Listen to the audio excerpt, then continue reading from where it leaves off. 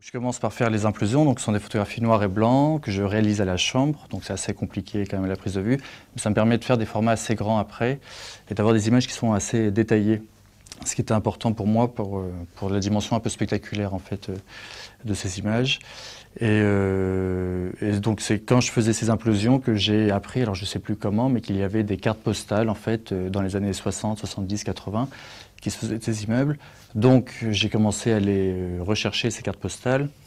Et quand j'ai découvert les premières, alors moi j'ai été fasciné par ces images. Et assez vite j'ai orienté aussi ma collection sur des quartiers dont j'avais représenté des démolitions d'immeubles sur lesquels j'avais déjà travaillé. Et est venue comme ça progressivement l'idée de reconstituer une forme d'archéologie de ces quartiers, mais vraiment par la représentation, par son iconographie, qui sont en fait, l'iconographie est assez simple, disons qu'on a deux types d'images sur ces quartiers. On a celle du début de cette histoire dans les années 60-70, donc quand les immeubles se construisent,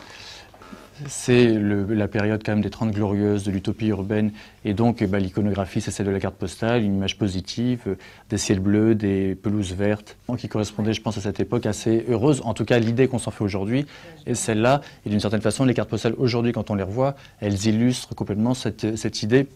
peut-être aussi un peu romantique qu'on a aujourd'hui, et ça n'a peut-être pas été si rose que ça, mais en tout cas c'est l'idée qu'on s'en fait, et donc de confronter cette iconographie à celle d'aujourd'hui, qui est celle de, voilà, des problèmes de la société française, dont on penserait qu'elle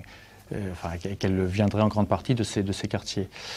Donc il y a à la fois la petite image en couleur, la grande photographie en noir et blanc. Elles avaient en commun le fait de ne jamais montrer personne. C'est-à-dire que dans une implosion, bon c'est normal, on évacue un quartier, donc il n'y a plus personne.